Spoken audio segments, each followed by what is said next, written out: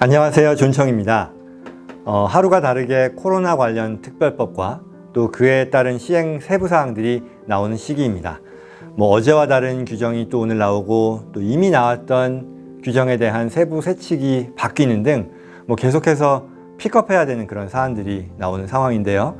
이번 시간에는 이 스티뮬러스 패키지에 들어있는 페이첵 프로텍션 프로그램 PPP라고 하는 론 프로그램에 대해서 살펴보도록 하겠습니다.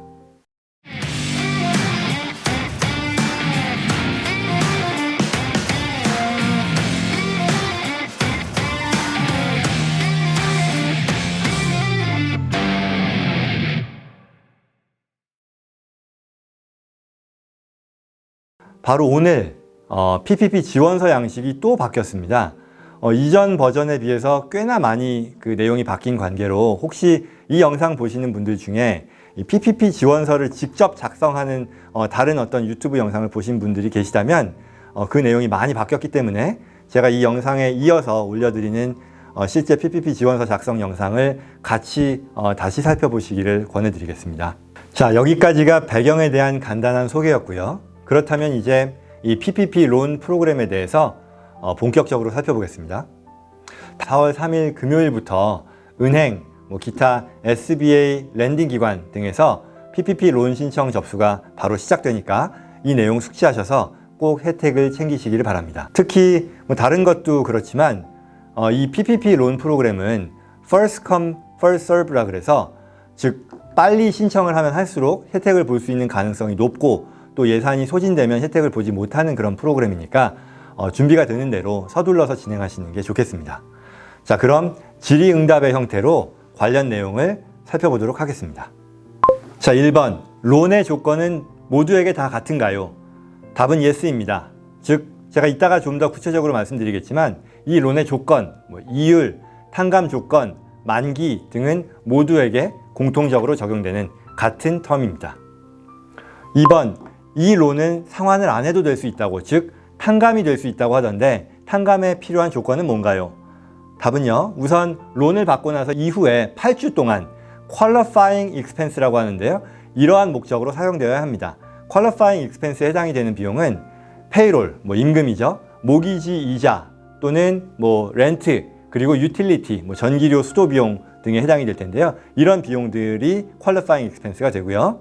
또 이와 같이 탕감될 수 있는 성격의 비용 중에서도 급여, 페이롤에 대해서는 종업원당 연봉 기준으로, 연 기준으로 10만 불까지만 인정을 받습니다. 즉 10만 불 이상의 고급 인력에 대해 지급하는 급료에 대해서는 퀄리파잉 익스펜스로 인정하지 않겠다라는 뜻인 거죠. 그런데 이제 여기서 궁금한 것이 이 10만 불 이상의 이 인력에 대해 지급하는 임금이 퀄리파잉 익스펜스에서 제외된다라고 하는 말의 뜻이 그와 같은 인력에 대한 임금은 완전히 제외하겠다라는 것인지, 아니면 10만 불까지에 대해서는 인정을 해주고 그 이상을 인정하지 않는다라는 것인지에 대해서는 아직 정확한 가이드라인이 SBA로부터 나오지 않았습니다. 따라서 추후에 결정되는 사항으로 이해하면 되겠습니다. 그리고 이제 뒤에 한 질문 14번 정도에 나올 텐데요. 여기 더 자세히 나오겠지만 탕감액을 확보하기 위해서는 이와 같은 탕감 받을 비용, 즉 퀄리파잉 익스펜스를 확보해야 하는 것뿐만 아니라 회사의 어떤 고용 인력 종업원 수와 회사가 지급한 총 급여액이 이전과 동일하게 유지되어야 한다는 그런 조건이 있습니다. 왜냐하면 이 프로그램의 이름이 PPP, 즉 페이첵 프로텍션 프로그램이잖아요. 그 말은 곧 기업들이 이와 같은 코로나 위기 시기에도 고용을 유지할 수 있도록 정부가 재정적으로 도와주고 장려하겠다는 이런 취지의 프로그램이기 때문에 이런 보조금에도 불구하고 고용을 줄이는 기업이 있다고 하면 그에 해당하는 어떤 탕감의 혜택을 줄이겠다라고 하는 거니까 이 취지에 적절하다고 하겠죠. 아무튼 이와 같은 추가의 조건에 대해서는 아래 다른 질문에서 좀 더 살펴보도록 하겠습니다.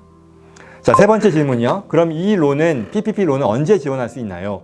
답은 4월 3일 금요일부터 일반 기업, 자영업자들은 그때부터 시작이 되고요. 인디펜던트 컨트랙터들에 대해서는 4월 10일부터 이 지원서 접수가 시작됩니다. 자, 4번. 어디에 신청하나요? 답은요, 아까 말씀드렸던 것처럼 은행 또는 기존의 SBA 랜딩 자격을 갖춘 기관에서 진행을 하실 수 있습니다. 5번, 누가 지원할 수 있나요? 자격은요, 답은 500인 이하의 종업원이 있는 모든 비즈니스 업체들입니다. 법인, 자영업자, 인디펜던트 컨트랙터, 또한 교회와 같은 어떤 non-profit organization이라고 하죠. 그런 곳들도 지원이 가능합니다. 한편 이 특정 업종에 대해서는 SBA가 자체적으로 계산하는 방식에 따라 나오는 종업원의 수가 500인 이상이 되더라도 인정을 해준다고 합니다. 그리고 여기서 궁금한 것이 추가로 한 개인이 여러 회사를 소유하고 있는 경우 이 500인 이하 종업원을 산정하는 데 있어서 이 여러 개의 기업을 하나로 묶어서 계산을 하게 되는데, 그럼에도 불구하고 어떤 특정 업종, 예를 들어 호텔이라던가 레스토랑, 어떤 네이션와이드 프랜차이즈 비즈니스 등에 대해서는 이 방식을 적용하지 않고 각각의 업체에 대해서 별개로 이 500인을 카운트하는데 적용해 준다라고 합니다. 자, 6번, 지원하는 데 필요한 서류는요? 답은 PPP 론 애플리케이션 폼을 채워야 합니다. 2페이지의 간단한 양식이고요. 아까 말씀드린 것처럼 다른 영상에서 어떻게 작성하는지를 보여드리도록 하겠습니다. 7번 질문입니다. 기타 다른 서류도 지원할 때 필요한가요? 답은요, 렌더, 금융기관을 결정하고 나면 그 금융기관에게 페이롤에 관한 일련의 서류들을 제공하도록 되어 있습니다. 8번, 이 프로그램에 지원하기 전에 다른 펀딩 옵션을 다 찾아보고 불가능하다라는 것을 확인해야 하는지. 답은 그렇지 않습니다입니다. 이 말이 나온 이유는 원래 전통적인 SBA 론은 이 SBA 론을 받기 전에 다른 방안을 다 펀딩 방안을 찾아보고 그래도 없을 때만 이 론을 받을 수 있다라고 하는 그런 조건이 있었던 거죠.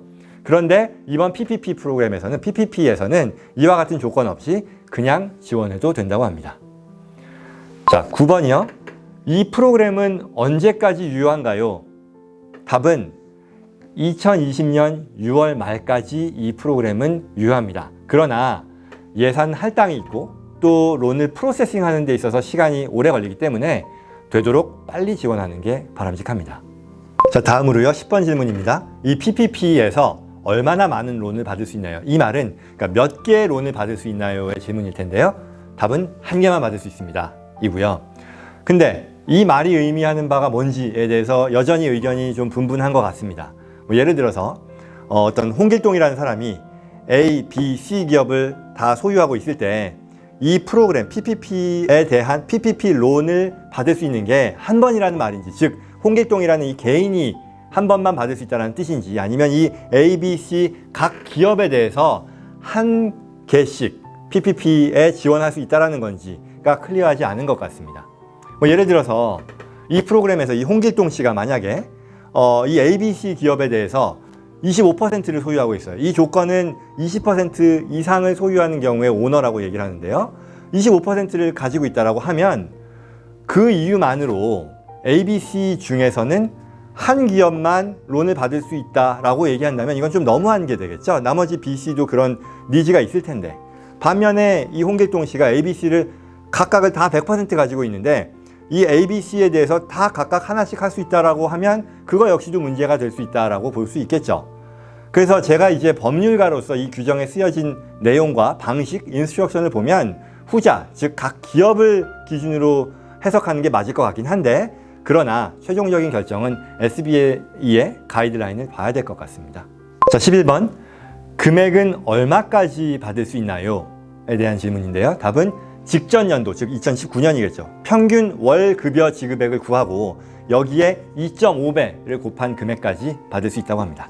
물론 아까 얘기했던 이 10만 불 이상 급여를 받는 사람들은 이 월 평균 급여의 계산에서 제외를 하고, 또한 말씀드린 것처럼 전부를 다 제외해야 되는지 아니면 10만 불까지만 인정하는지에 대해서는 아직 정해지지 않은 것으로 보이고요. 그리고 만약에 이게 기업이 2019년도에 있었던 게 아니라 신설 기업이라거나 아니면 시즈널한 비즈니스, 말하자면 한철 장사를 하는 그런 비즈니스일 텐데요. 이런 비즈니스를 하는 경우에는 이와 같은 월 평균 급여액을 산정하는 방식이 좀 다른데요.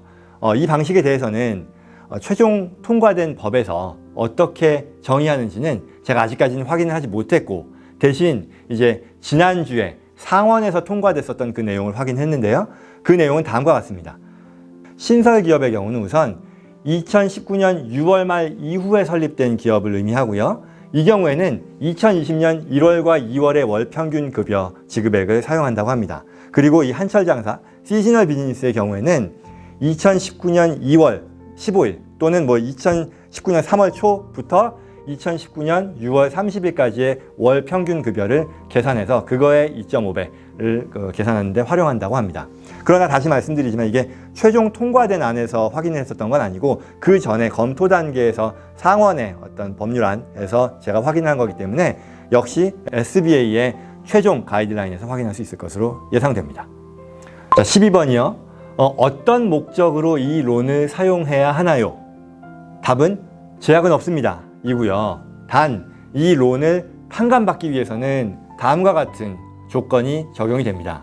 아까 처음에 말씀드린 것처럼 급여, 그쵸? 그리고 또 모기지에 대한 이자, 2020년 2월 15일 이전부터 있었던 모기지에 대한 이자, 또 그 이전부터 있었던 리스 계약서상의 어떤 렌트, 리스 비용 지급, 또 그 기간에 대한 유틸리티 빌에 대한 사용료만이 탕감될 수 있는 자격을 갖춘 그런 비용이고요. 자, 이어서 13번. 그래서 그러면 이와 같이 탕감받기 위한 급여의 정의는 어떻게 되는지, 어떤 것들을 포함하는지. 우선 첫째로 일반 급료, 말씀드린 대로 연봉 기준 10만 불의 제약은 있습니다만 어쨌거나 일반 급료 포함되고요. 그리고 유급휴가, sick leave 또는 회사에서 지급하는 의료보험 또는 연금 같은 것도 포함이 됩니다. 마지막으로 주정부에 지급하는 고용주가 부담하는 세금 또한 이 급료에 포함된다고 합니다. 자, 14번. 탕감받는 데 있어서 제약은 없는지. 답은요. 이 질문은 아까 위에서 얘기했었던 것처럼 론을 갚지 않아도 되기 위해서는, 즉 탕감받기 위해서는 합당한 비용, 급여, 렌트, 이자, 유틸리티를 말씀드렸는데요. 그런데 그것뿐만 아니라 첫째, 적정한 수의 종업원 수가 유지되어야 한다는 조건이 또 추가로 붙고요. 두 번째는 적정 금액의 급여액 지급이 확보되어야 한다는 그런 두 가지 조건이 있습니다. 그래서 이 두 가지를 충족하지 못할 경우에는 자격을 갖춘 퀄리파잉 익스펜스를 하더라도 그 탕감액은 줄어들게 됩니다. 자, 그렇다면 이 조건을 좀 더 자세히 살펴보겠습니다. 첫째, 그 종업원 수의 제약이었었죠. 종업원의 숫자가 유지되어야 한다는 것은, 즉 론을 받고 나서 8주 동안 고용하는 풀타임 종업원의 숫자와 작년도 2019년도 2월 15일부터 6월 말까지의 평균 종업원 숫자를 비교해서, 또는 그 기준은 좀 바뀔 수도 있습니다. 아무튼 이 8주 동안의 종업원의 숫자가 그 기준 시점의 종업원의 숫자보다 줄었다고 하면 그 비율만큼 탕감액도 줄어든다는 뜻입니다. 예를 들어서 이 8주 동안에 종업원이 8명을 고용했어요. 근데 이 비교 기간, 기준이 되는 기간 19년 2월부터 6월 말까지였죠. 그 종업원 수가 10명이었다 그러면 탕감액은 퀄리파잉 익스펜스가 있더라도 10분의 8, 80%까지만 탕감받을 수 있다는 뜻입니다. 두 번째 제약 조건에 대해서 말씀드리면요. 적정 급여에 대한 그런 얘기였죠. 적정 급여를 지급해야 된다는 그런 내용은 뭐냐면, 만약 론을 받고 난 이후에 8주간의 그 총 임금을 비교해서 그 임금액이 직전 분기의 총 임금액보다 25% 이상 줄었을 경우에는 그 줄어든 금액만큼에 대해서는 역시 탕감액에서 줄이겠다, 차감하겠다는 그런 뜻입니다. 한편 이와 같은 두 가지의 추가 제약 조건은 또 금년 6월 30일까지 총 직원 수를 다시 재고용을 해서 줄어들지 않도록 한다거나 아니면 총 임금액을 또 늘려서 그와 같이 확보하게 된다고 하면 이와 같은 추가의 제약은 적용되지 않으니까 향후에 탕감액을 줄이지 않는 그런 플래닝, 방안으로서 감안해야 될 그런 부분이 될 것 같습니다. 자, 15번 질문이요. 어떻게 탕감을 요청하고 진행하게 되는지. 답은요. 돈을 빌린 은행이 있겠죠. SBA 렌딩 그 기관이 있을 텐데 그 담당 론 오피서한테 8주가 지나고 나서 지원을 하게 됩니다. 이렇게 내가 탕감액이 적용을 받을 수 있다라는 거를 서류와 함께 제공하게 됩니다. 자, 16번 질문이요. 이제부터는 좀 간단한 질문이라서 빨리빨리 가보겠습니다.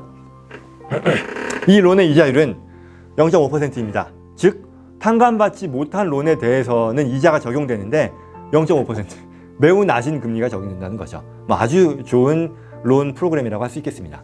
17번 질문이요. 언제부터 이자를 지급하나요? 답은 6개월 이후부터입니다. 즉 6개월 동안은 이자 지급이 유예됩니다. 자, 18번 론의 만기는 2년 만기입니다. 19번 2년 만기가 되기 전에 갚아도 되나요? 답은 yes. 미리 갚더라도 페널티는 없습니다. 20번이요. 담보를 제공해야 하나요? 답은 no. 담보 제공 필요 없습니다. 21번 개인 보증, 즉 퍼스널 개런티가 필요한가요? 답은 아닙니다. 퍼스널 개런티 안 해도 됩니다. 22번 마지막입니다. PPP, EIDL 같이 받을 수 있나? 아시는 분은 아시겠습니다만 이 EIDL이라고 하는 게 이 스티뮬러스 패키지에서 또 다른 그 론 프로그램이죠. 이걸 같이 할 수 있는지에 대한 게 굉장히 궁금했었던 부분인데요.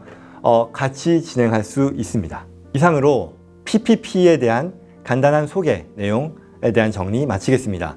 이어지는 영상, 이 PPP 애플리케이션 폼 작성에 대한 영상도 많은 시청 바랍니다. 고맙습니다.